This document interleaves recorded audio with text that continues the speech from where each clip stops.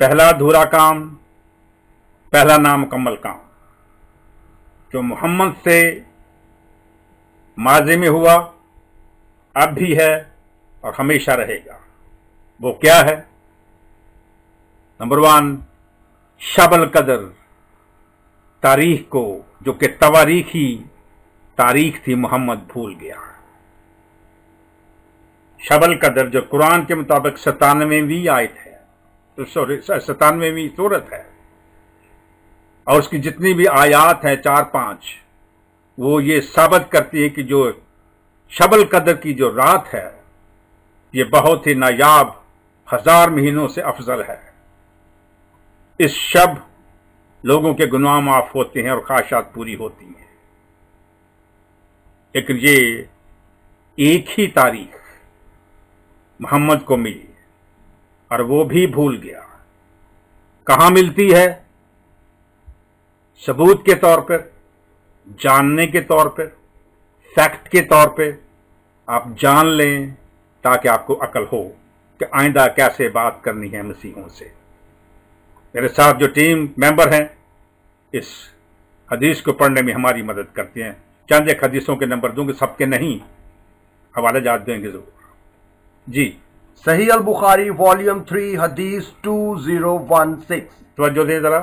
Narrated Abu Salama, I asked Abu Sa'd and he was a friend of mine about the night of Qadr. یہ شب القدر کی بات ہو رہی ہے۔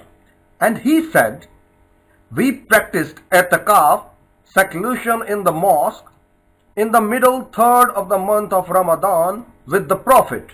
ہاں، کہ نبی کے ساتھ ہم سارے یہ جو دعا سے متعلقہ، نماز سے متعلقہ چیزیں تھیں یہ کرتے تھے محمد کے ساتھ مل کے۔ In the morning of the 20th of Ramadan, 20 رمضان کو یہ ہوا صبح the Prophet came and addressed us and said, کہ محمد ہمارے درمیان آیا اور اس نے ہم سب سے مخاطب ہو کے کہا، I was informed of the date of the night of Qadr, but مجھے شب القدر کی تاریخ کے بارے بتایا گیا،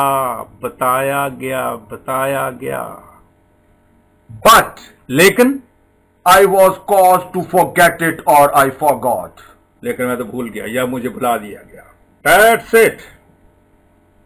ایک ہی تاریخ، تواریخی تاریخ، کام کی تاریخ، روحانی تاریخ، روحانی شب القدر، گناہ معاف کرنے والی شب القدر، خواہشوں کو پورا کرنے والی قدر، 1000 مہینوں سے زیادہ اچھی، افضل اور فضیلت رکھنے والی شب القدر، اس کی تاریخ مجھے بتا دی گئی ہے، لیکن میں بھول گیا ہوں یا مجھے بھلا دی گئی ہے۔ الحمدللہ رب العالمین والصلاۃ والسلام علی سید المرسلین۔ سیمی سیمسون اپنے اس بیان میں مسلمانوں کے لیے کتنا پریشان ہو رہا ہے کہ مسلمانوں سے ایک نعمت چھن گئی، یعنی کہ شب قدر کی فضیلت چھن گئی۔ ایسا قطعی نہیں ہے۔ اصل میں اس نے اعتراض کرنا ہوتا ہے، وہ کسی نہ کسی صورت میں اعتراض بنانے کی کوشش کرتا رہتا ہے، مگر ہمیشہ ناکام ہی رہا ہے۔ یہ بندہ اعتراض بنانے میں ہمیشہ ہی ناکام رہا۔ اب دیکھتے ہیں جو اس نے حدیث مبارکہ کا حوالہ دیا۔ حدیث مبارکہ ہے 2016، یعنی کہ 2016۔ ہم سے معاذ بن فضالہ نے بیان کیا، کہا کہ ہم سے حشام نے بیان کیا، ان سے یحییٰ بن ابی کثیر نے، ان سے ابو سلمہ نے بیان کیا کہ میں نے ابو سعید خدری رضی اللہ تعالیٰ عنہ سے پوچھا، وہ میرے دوست تھے، انہوں نے جواب دیا کہ ہم نبی کریم صلی اللہ تعالیٰ وسلم کے ساتھ رمضان کے دوسرے عشرہ میں اعتکاف میں بیٹھے، پھر 20 تاریخ کی صبح کو نبی کریم صلی اللہ تعالیٰ وسلم اعتکاف سے نکلے اور ہمیں خطبہ دیا۔ آپ صلی اللہ تعالیٰ وسلم نے فرمایا کہ مجھے لیلۃ القدر دکھائی گئی لیکن بھلا دی گئی، یا آپ صلی اللہ تعالیٰ وسلم نے یہ فرمایا کہ میں خود بھول گیا، اس لیے تم اسے آخری عشرہ کی تاک راتوں میں تلاش کرو۔ میں نے یہ بھی دیکھا، یعنی کہ خواب میں نے یہ دیکھا کہ گویا میں کیچڑ میں سجدہ کر رہا ہوں، اس لیے جس نے میرے ساتھ اعتکاف کیا ہو وہ پھر لوٹ آئے اور اعتکاف میں بیٹھے۔ خیر ہم نے پھر اعتکاف کیا، اس وقت آسمان پر بادلوں کا ایک ٹکڑا بھی نہیں تھا، لیکن دیکھتے ہی دیکھتے بادل آیا اور بارش اتنی ہوئی کہ مسجد کی چھت سے پانی ٹپکنے لگا جو کھجور کی شاخوں سے بنی ہوئی تھی۔ پھر نماز کی تکبیر ہوئی تو میں نے دیکھا کہ رسول اللہ صلی اللہ علیہ وسلم کیچڑ میں سجدہ کر رہے تھے، یہاں تک کہ کیچڑ کا نشان میں نے آپ صلی اللہ علیہ وسلم کی پیشانی پر دیکھا۔ یہ ہے حدیث مبارکہ کہ حدیث مبارکہ میں یہ بھی کلیئر ہو گیا کہ جب نبی کریم صلی اللہ علیہ وسلم نے یہ فرمایا کہ یہ اپنا مجھے بھلا دی گئی ہے، شب قدر بھلا دی گئی، تو ساتھ ہی یہ بھی اپنا خواب بھی بیان فرما دیا کہ اس میں یہ نشانی پائی گئی ہے۔ تو الحمدللہ اسی رات ہی وہ پوری ہو گئی، یعنی کہ اسی رات ہی وہ اسی دن شب قدر تھی۔ اب اس کو ہم دیکھتے ہیں کہ ہم مسلمان، اور پہلے ہم یہ دیکھ لیتے ہیں کہ شب قدر کیوں بھلا دی گئی، یا کیا ایسا معاملہ ہوا کہ شب قدر جو وہ نبی کریم صلی اللہ علیہ وسلم سے وہ کو بھلا دی گئی، یا نبی کریم صلی اللہ علیہ وسلم بھول گئے۔ تو اس کو ہم دیکھیں گے حدیث مبارکہ صحیح بخاری حدیث مبارکہ 20-23 یعنی کہ 2023۔ ہم سے محمد بن مسنہ نے بیان کیا، ان سے خالد بن حارث نے بیان کیا، ان سے حمید طویل نے بیان کیا، ان سے انس رضی اللہ تعالیٰ عنہ نے بیان کیا، اور ان سے عبادہ بن صامت رضی اللہ تعالیٰ عنہ نے بیان کیا کہ رسول اللہ صلی اللہ علیہ وسلم ہمیں شب قدر کی خبر دینے کے لیے تشریف لا رہے تھے کہ دو مسلمان آپس میں کچھ جھگڑا کرنے لگے۔ اس پر آپ صلی اللہ علیہ وسلم نے فرمایا کہ میں آیا تھا کہ تمہیں شب قدر بتا دوں، لیکن فلاں اور فلاں نے آپس میں جھگڑا کر لیا، پس اس کا علم اٹھا لیا گیا، اور امید یہی ہے کہ تمہارے حق میں یہی بہتر ہوگا، تمہارے حق میں یہی بہتر ہوگا۔ پس اب تم اس کی تلاش آخری عشرہ کی 9 یا 7 یا 5 کی راتوں میں کیا کرو۔ اور مسلمان کیوں یہ آخری عشرے میں یا 27ویں شب کو یہ شب قدر مانتے ہیں؟ اس میں ہم دیکھیں گے حدیث مبارکہ صحیح بخاری میں سے 20-15 یعنی کہ 2015۔ ہم سے عبداللہ بن یوسف نے بیان کیا، کہا کہ ہم کو امام مالک رحمۃ اللہ علیہ نے خبر دی، انہیں نافع نے اور انہیں حضرت عبداللہ بن عمر رضی اللہ تعالیٰ عنہ نے کہ نبی کریم صلی اللہ علیہ وسلم کے چند اصحاب کو شب قدر خواب میں رمضان شریف کی 7 آخری تاریخوں میں دکھائی گئی تھی۔ پھر رسول اللہ صلی اللہ علیہ وسلم نے فرمایا میں دیکھ رہا ہوں کہ تمہارے سب کے خواب 7 آخری تاریخوں پر متفق ہو گئے ہیں، اس لیے جسے اس کی تلاش ہو وہ اس ہفتہ کی آخری تاک راتوں میں اسے تلاش کرے۔ یہ ہے میرے آقا کریم صلی اللہ علیہ وسلم کا امت پر کرم، اور یہ جو نبی کریم صلی اللہ علیہ وسلم کا یہ فرمانا کہ مجھے بھلا دیا گیا اور اس کا یہ افسانہ بنا لینا، تو یہ صرف اس لیے ہے کہ نبی امت مسلمہ یعنی کہ مسلمان حریص ہوں۔ کس چیز کے حریص ہوں؟ ثواب کے حریص ہوں۔ اگر مسلمانوں کو یا تمام مسلمانوں کو یہ پتہ چل جاتا کہ یہی رات ہے، یعنی کہ 21 رمضان ہے، 23 رمضان ہے، 25 رمضان ہے، یا 27 رمضان ہے، یا 29 رمضان ہے، تو وہی اسی رات کو عبادت کر کے بیٹھ جاتے ہیں۔ مگر جو عبادات کے حریص ہوتے ہیں، ثواب کے حریص ہوتے ہیں، وہ تمام راتوں میں یعنی کہ 21، 23، 25، 27 اور 29 کی راتوں میں عبادات کرتے ہیں۔ اور الحمدللہ جب سے میں نے اسلام قبول کیا تب سے الحمدللہ میرا معمول ہے کہ آخری عشرے کا اعتکاف کرتا ہوں، اور اس میں میں نے اکثر جو میں نے حدیث کی روشنی میں اور اللہ والوں کی یعنی کہ بزرگوں کے تجربات اور مشاہدات کو میں نے جو ان کی روشنی میں میں نے شب قدر کو اکثر میں نے نوٹ کیا ہے، دیکھا ہے۔ یہ اللہ پاک کا احسان عظیم ہے مجھ جیسے نکمے پر جو عبادات کا حریص تو نہیں ہے اور نکمہ ترین شخص ہوں۔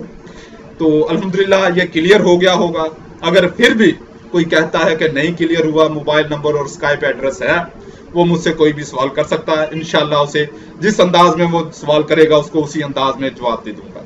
یعنی کہ محبت سے سوال کرے گا تو محبت سے جواب دوں گا، اگر وہ یسوع کی زبان استعمال کرے گا تو پھر یسوع کی زبان مجھے تو بہت زیادہ آتی ہے۔ اب آتے ہیں گندگی کی طرف یعنی کہ غلاظت کی طرف کہ یہاں پر کیا کیا گندگیاں بھری ہوئی ہیں۔ تو اس کو ہم دیکھتے ہیں متی 17 باب اور اس کی آیت 17 سے شروع کر لیتے ہیں۔ यसू ने जवाब में कहा, आए बेइत्तेकाद और गुमराह लोगों, मैं कब तक तुम्हारे साथ रहूंगा, मैं कब तक तुम्हारी बर्दाश्त करता रहूंगा, लड़के को यहां मेरे पास लाओ। यसू ने बदरू को डांटा और लड़के में से निकल गई और वो उसी वक्त अच्छा हो गया। तब शागिर्दों ने तन्हाई में यसू के पास आकर पूछा, हम उसे क्यों ना निकाल सके। यसू ने जवाब दिया, यानी उसने जवाब दिया, इसलिए कि तुम्हारा ईमान कम है, इसलिए कि तुम्हारा ईमान कम है। मैं तुमसे सच कहता हूं कि अगर तुम राई के दाने के बराबर भी ईमान होगा तो तुम इस पहाड़ से कह सकोगे कि यहां से वहां सरक जा, तो वो सरक जाएगा और तुम्हारे लिए कोई भी काम नामुमकिन ना होगा। लेकिन इस किस्म की बदरू दुआ रोजे के बगैर नहीं निकलती। यह है यसू का ड्रामा या यसू की बदबख्ती या यसू का क्या कह लें, वो क्या इसके बारे में कहा जा सकता है कि यसू का एक वो काम जो हम हमेशा ही नामुकम्मल रहेगा। उसकी वजह क्या है? यसू ने बड़ी कोशिश की कि यसू के शागिर्दों का, रसूलों का और यसू के मानने वाले फॉलोअर्स का ईमान बढ़े। यसू ने बड़ी कोशिश की, बड़ी तगोदो की, इसके लिए बड़े उसने जिल्लत उठाई कि इनका काश ईमान बढ़ जाए। मुंह पर थुकवाया, जूते खाए, किक्के खाई। मैं अक्सर वीडियोस दिखाता रहता हूं, तो असल में मैं कोशिश कर रहा हूं कि कम से कम टाइम में बयानात करूं, तो आप वीडियो देखते भी रहते हैं। मेरे बयानात आप देखें कि यसू के साथ क्या क्या किया, क्या उसने जिल्लतें उठाई कि इनका ईमान बढ़े। मगर हुआ क्या? यसू को जब पकड़ा गया, पतरस ने 3 बार उस पर लानत की, पतरस ने 3 बार उस पर लानत की और बाकी शागिर्द सारे भाग गए। आज तक ये 2000 साल होने को आए, आज तक कोई मसीही, चाहे वो रात दिन बैठा तस्बीह करता रहता है कि यसू खुदा है, यसू खुदा है, यसू खुदा है, यसू खुदा है, यसू लांती है, यसू लांती है, यसू लांती है, वो चाहे लाख करता रहे, मगर वो आज तक कोई भी ऐसा सामने नहीं आया। आज तक कोई ऐसा सामने, कोई यसू का शागिर्द, कोई मसीही, कोई क्रिश्चियन सामने नहीं आया जिसमें राई के दाने के बराबर भी ईमान हो। क्योंकि डेफिनेशन तो हो गई ना, राई के दाने के बराबर ईमान हो तो वो पहाड़ को कहे सरक जा या पहाड़ को कहे चला जा, दूर चला जा, तो ये आप मुख्तलिफ चारों अनाजील में अगर यही वाकया मुख्तलिफ अंदाज में लिखा हुआ है, समंदर में जा पड़ तो फलां कर, तो वो चला जाएगा। तो इंशाल्लाह साथ साथ मजीद चलते रहेंगे। तो ये है यसू के नामुकम्मल काम। आज तक ये 2000 साल आने को, जो 2000 साल से ज्यादा हो गए यसू को, यहां से यसू को अपनी कार्रवाई करते हुए, यसू को के शागिर्दों को, यसू के मसीहों को, जो उसके फॉलोअर्स हैं, यसू को खुदा मानने वालों पर को, उनके अंदर इतना भी ईमान पैदा नहीं हो सका राई के दाने के बराबर भी कि वो पहाड़ को कहे या कोई ऐसी करामत, ऐसा मौजा कर दिखाएं। ये है यसू की औकात।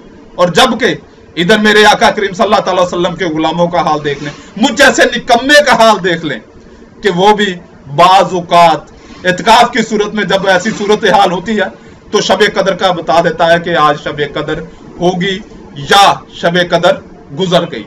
अल्लाह रब्बुल इज्जत आपको दीन इस्लाम कबूल करने की तौफीक अता फरमा दे। आमीन।